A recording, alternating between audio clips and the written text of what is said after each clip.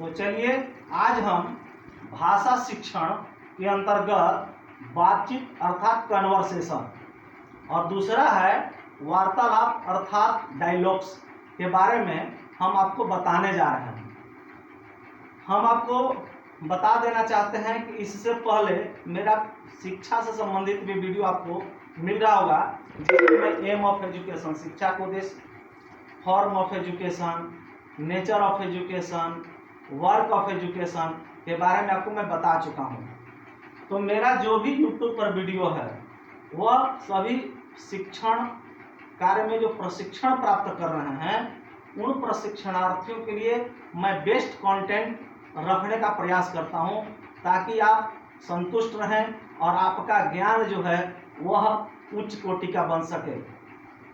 मैं आपको बता दूं कि हमारा YouTube पर वीडियो को प्राप्त करने के लिए आप सब्सक्राइब के बाद जो घंटी का चिन्ह आता है, घंटी को टच कीजिए, जिससे क्या होगा कि आपको नोटिफिकेशन प्राप्त हो जाएगा जैसे ही मैं YouTube पर कोई नया वीडियो अपलोड करता हूं। और उसके बाद आप हर एक वीडियो को लाइक जरूर कीजिए और दूसरे के पास शेयर जरूर कीजिए।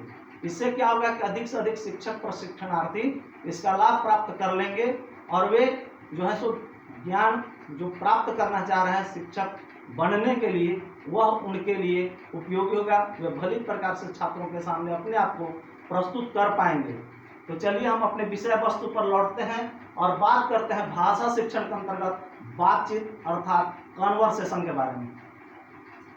यह जो होता है प्राथमिक कक्षाओं के लिए मौखिक अभिव्यक्ति का अवसर प्रदान करने का एक साधन है, जो कि अनौपचारिक साधन के रूप में इसे जाना जाता है।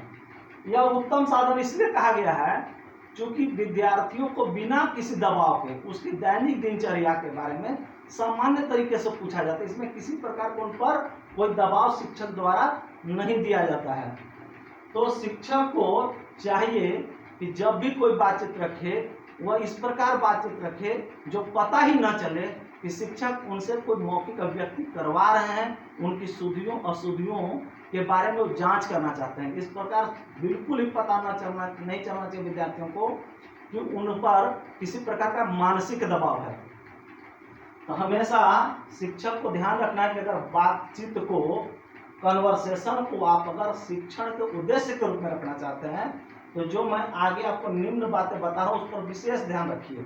पहला क्या करना है, इसमें भाषा का मधुर रूप का व्यवहार करना है। हमेशा ध्यान रखिए, किसी से भी विद्यार्थी से बात कीजिए, मधुर तरीके से बात, उससे आत्मीय संबंध बनाइए, कठोरतापूर्ण बात मत कीजिए, दिल जीतने वाला बात कीजिए, तभी वो अपने खुल करके अपनी बातचीत रख पाएगा। इसीलिए कहा भी गया है, सत्यम ब्रूयात् प्रियम ब्रूयात्, न ब्रूयात् सत्यम अप्रियम। तो हमेशा ऐसा बात बोलिए जो मन को प्रसन्न करने वाला हो, सुनने वाला का भी मन प्रसन्न हो जाए। और दूसरा है, जो भी भाषा हो वह शिष्टाचार युक्त हो, शिष्ट भाषा होना चाहिए, किसी प्रकार की उदंडता युक्त, वैसा बात नहीं बोलना है जिससे कि बच्चे का दिल आहत हो जाए। हमेशा शिष्ट भाषा का प्रयोग करना है और मंगलवाची शब्द का प्रयोग करना है। अमंगलकारी कोई भी शब्द का प्रयोग नहीं करना है। जैसे हम कह सकते हैं कि दुकान बंद कर रहे हो का, लेकिन वह दुकानदार को ठेस पहुंचा, हम उसके जगह पर कह सकते हैं का दुकान बढ़ा रहे हैं का जी। इस प्रकार से कभी भी हमें मंगलवाची शब्द का प्रयोग करना, अमंगलवाची शब्द का प्रयोग नहीं होना चाहिए। इसका हमेशा ध्यान रखना है। और जो छात्रों को संबोधन सिखाया जाए वह शिष्ट संबोधन होना चाहिए। आइए, विराजिए, आपका स्वागत है। इस प्रकार से शिष्ट संबोधन का ज्ञान भी शिक्षक द्वारा विद्यार्थियों को सिखाना चाहिए। और तीसरा है, यह जो बातचीत होना चाहिए तर्क संगत क्रम में होना चाहिए, यहाँ वहाँ से नहीं, अन्यथा इससे श्रोता को पता ही नहीं चलेगा कि आप किस विषय पर बात रख रहे हैं, अब आप क्या करना चाहते हैं। इसलिए तर्क संगत क्रम में हो और प्रासंगिकता से युक्त हो। जब जो घटना घट रहा है उससे संबंध, यानी कि बात अभी का करना है और कर रहे हैं कभी और। शहनाई जब बजाना है तो विवाह में उसकी शोभा है, अनर्गल बजाइएगा शहनाई गलत लगेगा। तो जो भी हो प्रासंगिकता से युक्त होना चाहिए। चौथा है, प्रसंग के अनुसार, जैसा प्रसंग है उसी के अनुसार भाषा का जो स्तर होना चाहिए या उसकी शैली होना चाहिए, उसमें परिवर्तन होना चाहिए। अगर व्यंग्य विनोद है तब चटपटापन हो सकता है। अगर साहित्यिक भाषा है तो साहित्यिक स्तर का होना चाहिए। गंभीर अगर बातचीत हो रहा है तो संयत बातचीत का प्रयोग होना चाहिए, भाषा का व्यवहार होना चाहिए। तो इस प्रकार से उसकी भाषा शैली और भाषा का स्तर इसका हमेशा ध्यान रखना है, उसी अनुसार हमें भाषा का व्यवहार करना है। पांचवा है, जो भी बातचीत हो वह स्वाभाविकता से युक्त होना चाहिए, किसी प्रकार का कृत्रिमता का कोई स्थान नहीं होना चाहिए, बनावटीपन दिखावा का कोई यहाँ जगह नहीं होना चाहिए, जिससे कि वह व्यवहारिक जीवन में मुहावरेदार जो भाषा है उसका भी प्रयोग करना वह सीख जाए। तो हमेशा स्वाभाविकता युक्त भाषा का प्रयोग करना है। छठा है, यह जो बातचीत होता है वह विद्यार्थियों के स्तर के अनुकूल, मतलब जो भी बातचीत में शब्द का प्रयोग हो वह परिचित शब्द होना चाहिए, चाहे वह वस्तु से संबंधित हो सकता है, घटना से संबंधित हो सकता है, कार्य से संबंधित हो सकता है, अनुभवों के विषय में हो, लेकिन इसमें जो बातचीत हो वह परिचित शब्द का ही प्रयोग करना है।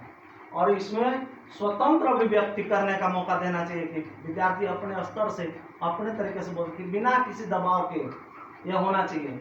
और इसमें अगर अपरिचित शब्द भी रखना है तो 4 से 5 नए शब्दों से अधिक नहीं रखना चाहिए। कोशिश करना है कि प्राथमिक कक्षा के छात्रों में जो भी शब्द रखा जाए जिनसे वो परिचित हो चुके हैं, उनके कक्षा स्तर, मानसिक स्तर, बौद्धिक स्तर को ध्यान में रखते हुए परिचित शब्दों को ही रखना है। अगला है, इसमें शिक्षक को ध्यान रखना है कि कक्षा में उसके जितने भी छात्र छात्राएं हैं सभी विद्यार्थियों को अपने विचार प्रकट करने का मौका अवश्य मिलना चाहिए, इसलिए हमेशा ध्यान रखना कि सबको इसका अवसर मिले। 8वां है, यह बालकों द्वारा निसंकोच तरीका से कहा जाना चाहिए, निडर तरीका से कहा जाना चाहिए, किसी भी प्रकार लगे ही नहीं उन्हें भय व्याप्त है, वे संकोच कर सकें। इसलिए जो भी हो ऐसा माहौल बनाइए कि वे निसंकोच और निडर होकर अपनी बात रख सकें। अगला है, शिक्षक का विद्यार्थियों से आत्मीय पूर्ण संबंध होना चाहिए, पिता पुत्र के जैसा स्नेह पूर्ण एकदम रहना चाहिए, किसी प्रकार का कोई डर भय का माहौल तैयार नहीं करना चाहिए। और अब नेक्स्ट है 10वां, बातचीत में जो उच्चारण किया जाए उसकी शुद्धता पर ध्यान रखना है और उसकी सुस्पष्टता पर ध्यान रखना है, और इसको हमेशा ध्यान रखते हुए हमें बातचीत करना है। तो हमने बातचीत के बारे में बताया, कन्वर्सेशन के बारे में। अब हम अगले के बारे में बात करें जिसके हम बता चुके हैं कि हम वार्तालाप के बारे में आपको बता रहे हैं। वार्तालाप अर्थात डायलॉग्स। वार्तालाप जो होता है यह बातचीत से ऊंचा स्तर है, यह गंभीर विषयों पर इसमें वार्तालाप किया जाता है। इसमें जो कथोपकथन होते हैं, मैंने एक कहा दूसरा सुना फिर दूसरा सुना अगला कहा, यह जो कथोपकथन होता है यह तर्कपूर्ण होता है और प्रभावशाली इसमें होता है। इसके 2 भेद हैं, एक है नियंत्रित वार्तालाप और दूसरा है मुक्त वार्तालाप। तो नियंत्रित वार्तालाप क्या है? तो नियंत्रित वार्तालाप है इसमें निश्चित रूपरेखा बना दी जाती है कि आपको इसी के अंतर्गत आपको इसी तरीके से बोलना है, और निर्धारित परिस्थिति निर्धारित कर दिया जाता है, और क्रमबद्ध वाक्य रचना का प्रयोग किया जाता है, प्रश्नोत्तर का इसमें अभ्यास कराया जाता है। इसे प्रश्नोत्तर अभ्यास का विकसित रूप भी कहा जाता है। अब अगला इसका है स्वतंत्र वार्तालाप। तो यह क्या है? इसमें प्रसंग तथा परिवेश के अनुसार भाषा के प्रयोग की स्वतंत्रता रहती है। प्रसंग या रुचि के अनुसार किसी भी विषय पर मुक्त वार्तालाप करना होता है।